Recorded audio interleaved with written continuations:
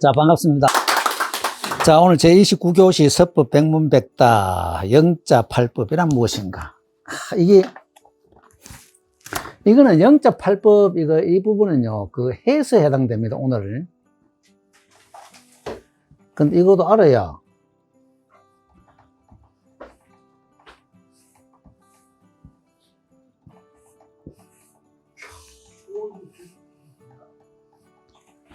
자, 이게 척이죠. 이 넉, 굴레력, 이거 노, 이거 적,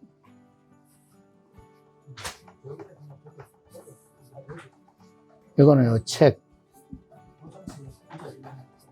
이건 약, 이건 탁, 이건 이제. 자, 영자팔법을, 이게 그 천하의 왕이지도 이 영자팔법을 15년 동안 연구했답니다. 15년 동안. 왕이지도. 자, 영자팔법에 대하여 옛 사람들은 비교적 많은 언급을 하였으며 이것은 서예의 가장 기본적인 필법으로 인식하고 있다. 수천 년을 지나오면서 서법에도 많은 변화가 있었고 여러 서체가 등장하고 다양한 유파도 생겨났지만 그러나 그 근본이 변하지 않는 것은 팔법이 필법이다. 자, 우리가 이제 그 필법 하잖아요.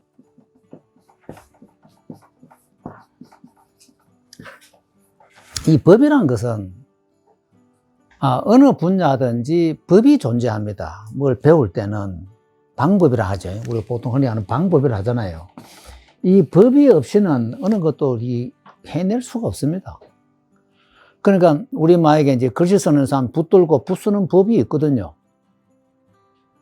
그래야 좀, 애들 붓주 갖고 막 했는데 이거 서예다. 그건 또 말도 안 되잖아요. 제가 전에 제가 석사 논문을 선서화 연구를 했거든요. 선서화 연구를 했는데,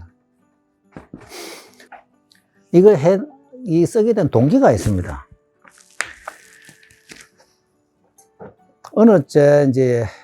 제 지인이 유명한 차 하는 사람 있다 해서 같이 가서 차를 한 잔 마시게 됐는데, 그 차 하는 친구가 갔더니 글도 막 써놨더라고요.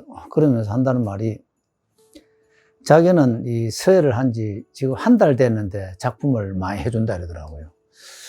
하도 어이가 없어가지고. 붙잡아 한 달 됐는데 작품을 막 써가고 이제 족자에다 표고를 해갖고 사람한테 선물한다 이거예요. 그날 제가 그 친구하고 참 한판 싸웠는데, 제가 뭘 했냐면은, 당신이 이거 차 한 지 얼마 됐느냐 이랬더니 자기는 한 30년 넘었대. 그래?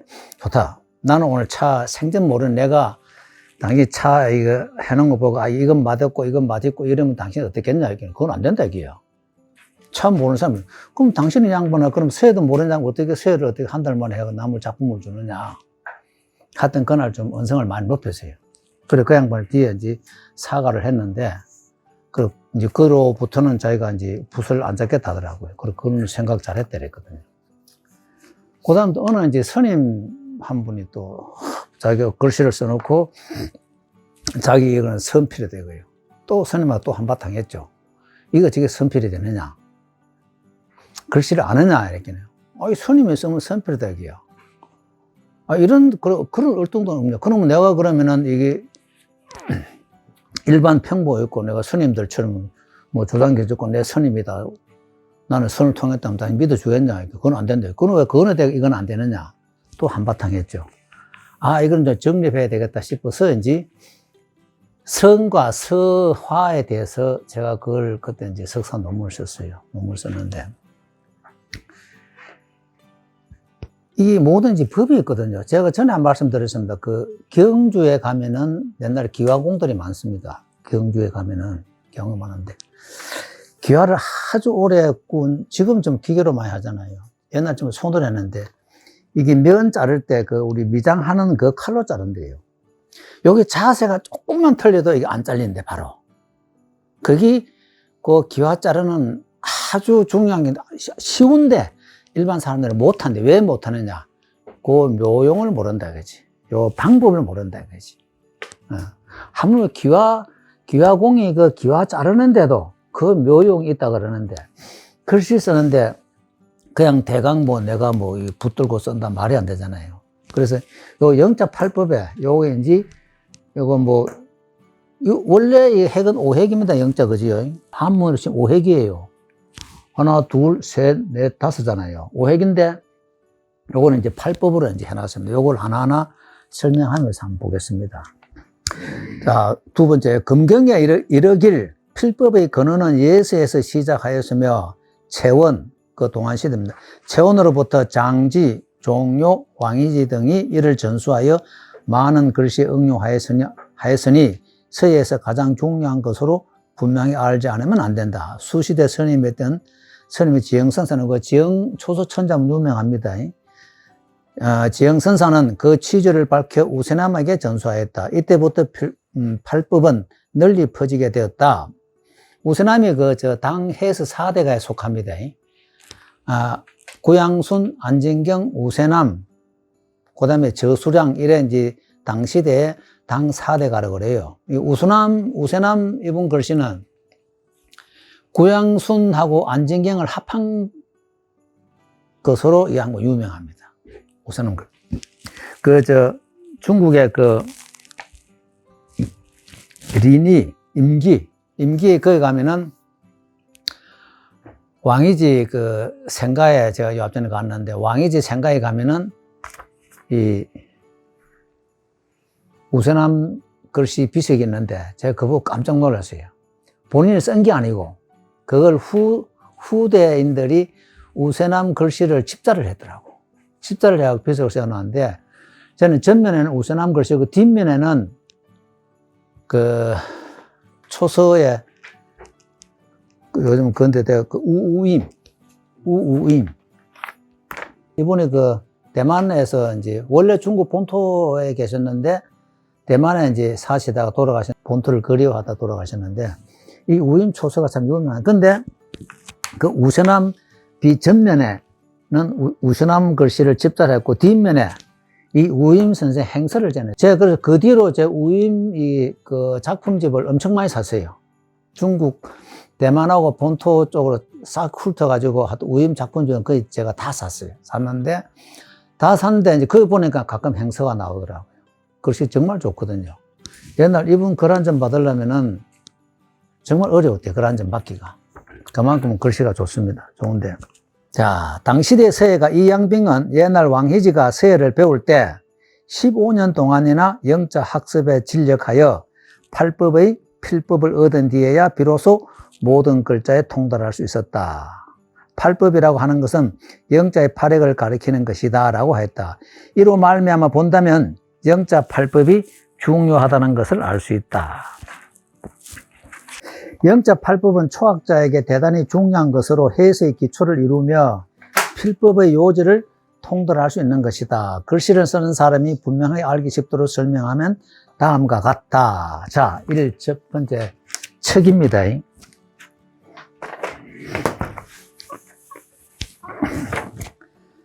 자, 척면으로 필봉을 날카롭게 기필하고 붓의 호를 펴면서 행필하고 기세를 충분하게 하여 붓을 거둔다. 이거는 이 사람만이고, 자, 전에 제가 점획을 뭐라 그랬습니까? 행점 무병이라는 얘기 했죠, 그죠?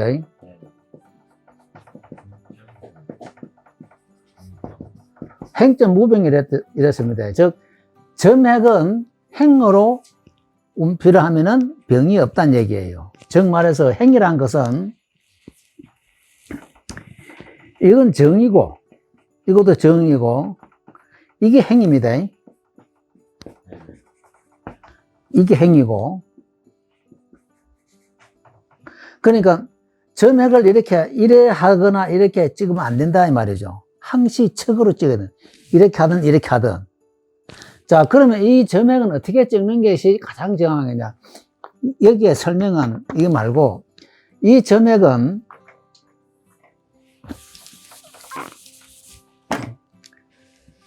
여러분들 이제 해서 한일 했을 때 이래야 되다는 거죠.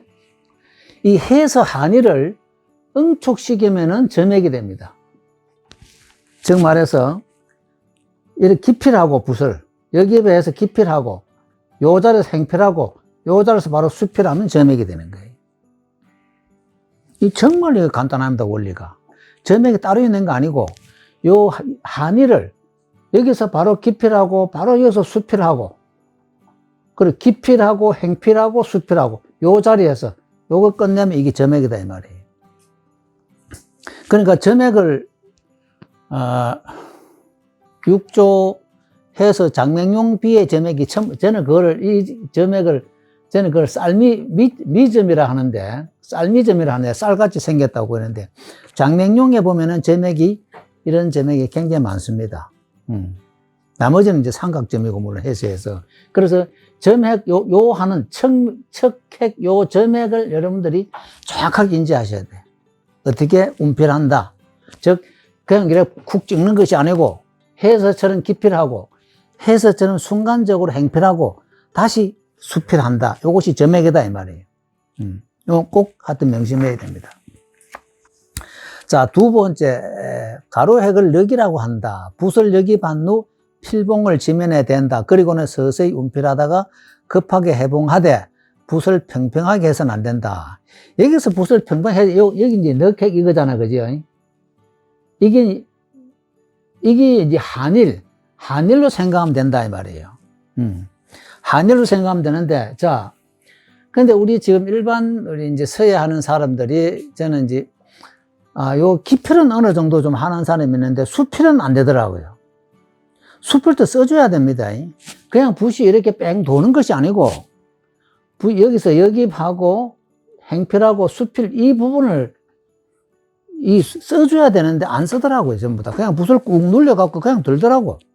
이 수필 반드시 했어. 요 부분을 붓을 써줘야 됩니다. 이 부분을 그냥 이렇게 꾹 누르는 것이 아니고 수필해서 여기서 붓이 수필했을 때 원래대로 붓이 원래대로 딱 이렇게 세워야 된다 이 말이에요.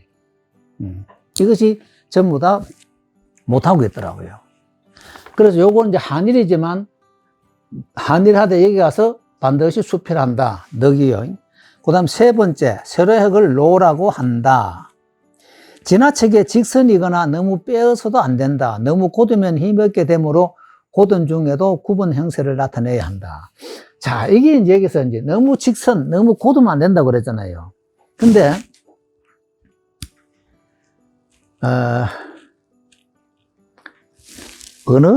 어느 절인가 갔더니, 사찰에 기둥 있잖아요. 기둥 가운데에 배 불룩하게 한 나무가 있더라고요, 이렇게. 이런 게 가끔 있습니다. 이 속으로 된 거, 이게 배 불룩한 거는 많아요. 이게 그렇게 힘이 있대요. 그러니까 일직선보다는 훨씬 이게 힘을 많이 받는데. 그래서 이 고든 핵보다는, 자, 이게 이제 전에 그랬잖아요. 여러분들은 앞으로 서야 할 때 가장 어렵고도 쉬운 게, 쉽고도 어려운 게 뭐냐면은 직선과 곡선을 어떻게 쓸 거냐, 이게. 직선의 필액과 곡선의 필액을 어떻게 쓸 거냐, 이게. 그래, 간단해요. 직선은 곡선으로 쓰면 되고, 곡선은 직선을 쓰면 돼요. 간단해. 직선으로 쓰니까 문제가 생기는 거예요. 직선을 쓰면 문제가 생겨요. 곡선을 쓰면 힘이 없고, 직선을 쓰면 글씨에 힘이 없어요. 그래서 항시 직선핵은 곡선으로 운필한다. 그럼 곡선핵은 직선으로 운필한다. 이것이 딱 돼줘야 됩니다. 근데 이거 참 쉽거든요. 정말 쉬워요.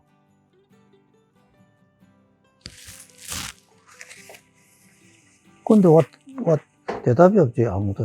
아니, 곡선을 직선으로 하면 곡선이 아니잖아요. 그러니까 글씨의 핵은 직선도 없고, 곡선도 없다. 딱 이거 답이. 글씨의 핵은 직선도 없고, 곡선도 없다. 그건 뭐고, 이 말이에요. 그걸 이제 깊이 생각해 보시라고.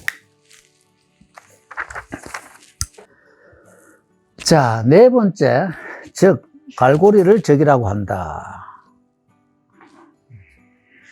붓끝을 머무르게 하고 붓을 들면서 갑자기 일으키면 힘이 붓끝에 집중된다.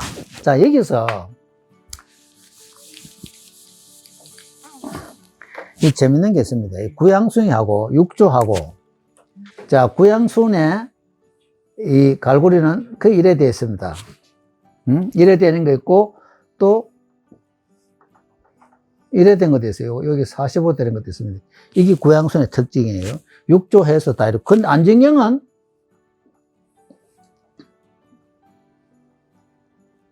이래 돼 있어. 안진경 필법에서. 근데 사람들이 글씨를 30년, 40년 쓴 사람들도 안진경 써라면 자기는 안진경 안 배워 못 쓴대. 나 그걸 이해가 못 해요. 아무리 생각해도 이해를 못 해. 왜 이거 안 되냐 이거지. 안진경 이 필법은요, 며칠 전에 부산 서실에서 그 글씨 오래 쓴 분이 있는데 정자비를 오래 쓰다가 100번 쓰고 다음 뭐 쓸까 이런 게 또 한 번 100번 더 써라 그랬더니 그래 또 이제 쓴데 쓰면서 해설을 쓰고 싶대. 그래서 해설을 제가 그 안진경을 제가 이제 청구를 해줬어요. 왜냐면 안진경도 이제 같은 사람 글 쓰면 훨씬 이익되거든요. 같은 필체니까. 근데 그 안진경의 고신첩이 있습니다. 그 안진경 고신첩이 70대 쓰는 거 그래요, 고신첩이. 근데 글씨가 참, 글자 수는 몇 자 안 되는데 정말 좋습니다. 그래서 이제 이 필법을 이해를 못 하는 거예요. 이 필법을. 근데 웃었어요. 왜 이거 못 쓰냐, 이게. 이거 어떻게 쓰냐, 이게, 이런 거를. 그럼 이제까지 글을 뭐 배웠냐, 이게요. 안진경, 우리 한일도 보면은, 안진경은 그 뭐 원필이 많습니다. 이 부분을 보면 이렇게 되어 있어요. 이렇게. 이 수필 부분이. 왜냐면 안진경이 여기 와서 분명히 이를 써요. 쓰고, 이것도 여기 안진경은 이게 내려와서 이쪽으로 다시 붓을 씁니다. 행필해요. 행필하다 붓을 딱 세우면 붓끝이 여기 와 있어. 딱 세우면은, 그리고 이쪽으로 빼는 거예요. 수필하는 거예요. 그러면 안진경 필법이 원래 실질적으로 서법상에는요, 안진경 필법이 왕이지보다 위대합니다. 안진경 필법이 정말 위대합니다. 왕이제는 그 당시, 그 시절에, 진시대 당시에 그만큼 쓴 사람, 참, 지금도 아직까지 그 뭐 잘 안 나오지만, 하여튼 위대합니다. 안진경 필법은.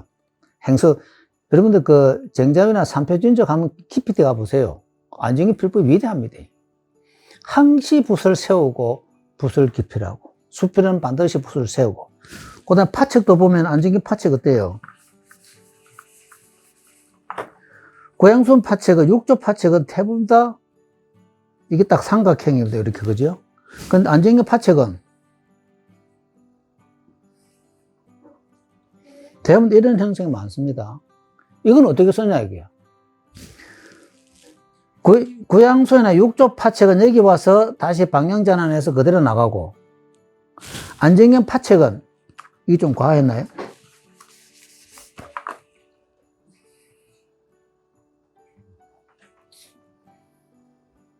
이러면 되겠네요. 안진경 파책은 여기가 붓을 와서 여기서 바로 세웁니다, 붓을. 붓을 딱 세워요. 세워가지고 여기서 수필해요. 그러니까 붓이 딱 모이는 거예요. 육조 구양순은 여기서 붓을 방향전환 하고, 안진경 파책은 여기가 붓을 딱 세웁니다. 세워서 이쪽으로 그대로 수필해요. 이게 안진경 파책이다. 여기서 우리가 영자팔법이 대강, 이거는 그냥 대강, 이렇게 하지만, 그 안진경이나 육조에, 이게, 우리 일반적인 영자팔법은 육조나 아마 그 구양순 쪽에 딱 맞을 거예요. 안진경 필법은 여기 안 맞아요. 이 영자팔법에서는. 자, 갈고리를, 아까 얘기했죠. 갈고리를 적이라 한다. 이제 붓끝을 머무르게 하고 붓을 들면서 갑자기 일으키면 힘이 붓끝에 집중된다. 여기서 이 양반 얘기해 놓은 거는 아마 안진경 필법 쪽이 맞을 거예요. 여기서 이제 갈고리적 이 양반이 표현해 놓은 것은 아마 안진경 쪽이 맞아요. 왜냐면 붓끝을 머무르게 하고 붓을 들면서 다음 갑자기 일으키면 붓끝의 힘이 흰 끝에 집중된다 해놓고 수필 얘기는 안 나왔지만 이게 아마 안정형 필법적에는 가장 맞을 것 같아요. 다음 5번째, 위로 쳐다보는 핵을 책이라 한다. 책은 요걸 말하거든요. 힘을 들여 붓을 펴며 핵의 끝에 힘이 붙는다. 자, 이거는 한일, 그래, 이것도, 여러분, 이거 다시 뭐 한일로, 한일로 생각하면 딱이에요. 한일인데, 여기서 붓이, 일반, 여기, 이 한일, 넉의 한일보다는, 이건 핵이 좀 빠릅니다, 속도가. 약간 빨라야 돼요. 이 넉 할 때, 이건 한일은 꺾어, 이거는 붓을, 여기서 수필하는 듯 해줘야 됩니다. 수필하는 듯. 그다음 6번째, 약핵. 붓을 정성껏 일으키면 고든 핵이 나오게 된다. 처음 필봉이 출발할 때 약간 살찌게 하고 그 힘이 끝까지 유지시킨다. 만일 쭉 빼기만 하고 거두어 들이지 않으면 가볍고 온화하지 않는 핵이 되기가 쉽다. 이게 이제 같은 우리가 이제 흔히 얘기하는 별이라냐, 별, 삐친 별이라냐, 삐친 하는데 요 탁하고 이하고는 또 틀립니다. 탁하고 틀려요. 요 삐침의 요 탁은 이게 이제 좁을 탁이잖아요. 속도가 빨라야 되고, 이거는 속도가 천천히 가야 돼. 끝까지 끝까지 힘을 가야 이 약핵이 되고, 이 탁핵은 순간적으로 붓을 속도 좀 빠르게 하는 거예요. 그 차이입니다. 탁하고 이 약하고 차이는 같은 왼쪽으로 가는 삐침이 아니고, 쓰는 법이 조금 틀려요. 이 왼쪽 이 약핵은 끝까지 붓을 머물러 가야 되고, 이 탁은 여기서 기표를 하면서 바로 수필을 아주 가볍고 좀 빠르게 해줘야 되고, 그 차이예요. 자, 7번째, 이 오른쪽에서 짧게 비친 핵을 탁이라고 한다. 붓을 댈 때 왼쪽으로 기표를 하여 방향 전환한 다음 빠르고 예리하게 진행시킨다. 핵이 거칠면서도 뾰족해야 세력을 얻을 수 있다. 이게 이제 거칠면서도 뾰족해야 된다는 말은 붓을 좀 빨리 가야 된다는 얘기예요. 이해되시죠? 다음 8번째, 오른쪽으로 삐치는 핵을 책이라고 한다. 붓을 가볍게 여기봐요. 붓털을 펴면서 서서히 진행시키다 끝에 와서 수필하는데 함축의 뜻이 담겨 있어야 한다. 저는 이제까지 서예를 하면서 우리 주변에 뭐 친구들, 우리 선배들 다 보지만 이 파책 이거 하나, 이거 파임 하나 저는 제대로 하는 사람 거의 본 적이 없어요. 그냥 붓을 이래 와갖고 쭉 빼더라고, 다들. 여기 이제 하는 말이 마지막에 이제 함축의 뜻이 담겨 있지 않다는 얘기입니다. 자, 여기서 우리가 늘 그러잖아요. 전절을 하든지 절전을 하든지 선전을 하든지 선절을 하든지.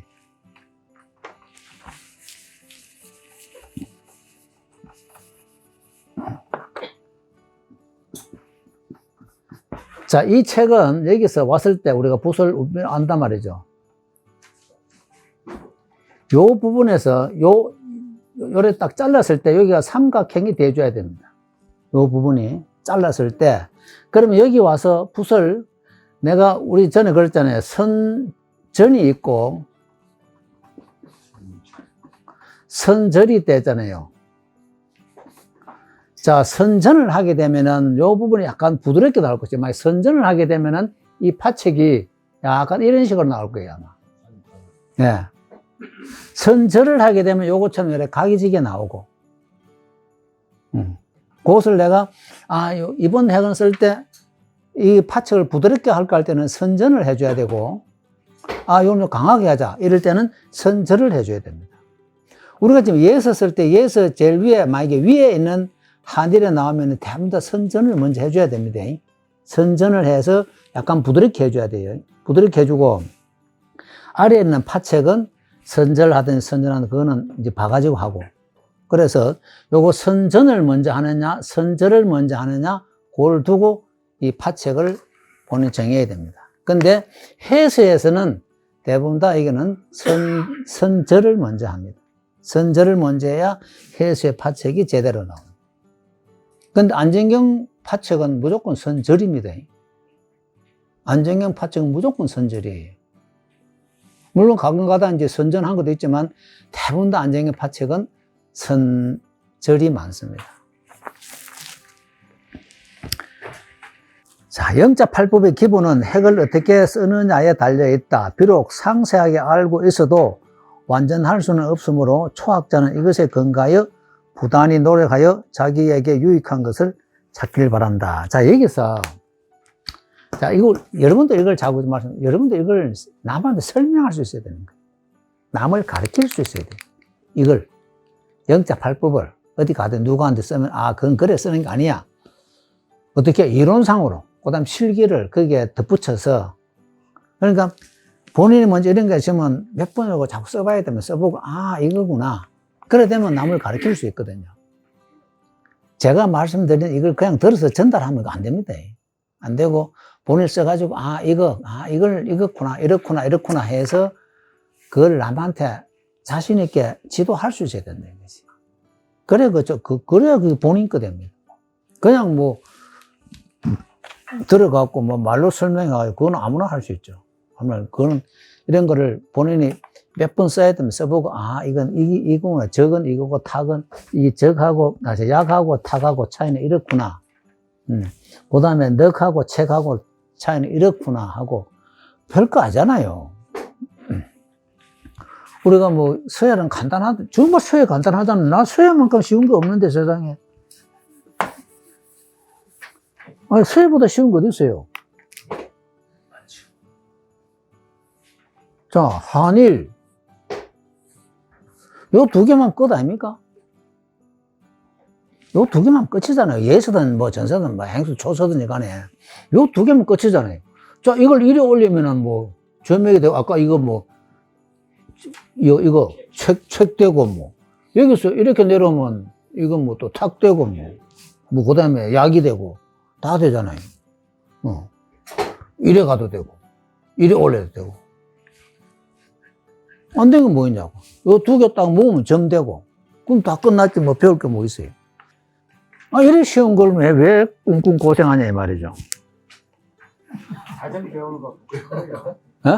자전거 처음 배우는 거 똑같아요. 똑같이 그럼요. 전 굴러가면 그대로 계속 타지. 앞으로는 쉴 겁니다. 선생님한테 배웠기 때문에. 그 아까는 안 배워서 몰라서. 얘는 영어 그게 없는 거지. 그렇죠. 그래서 참 어렵게 생각하지 마시라고. 간단합니다. 예서도 한이라고 내려까지 두 개 하면 끝나잖아요. 그거 배울 게 뭐 있어요. 전서도 옆으로 줄 거, 아래 줄 거, 동그라미 하면 끝나잖아요. 근데 쉬우면서도 그게 쉽지가 않습니다.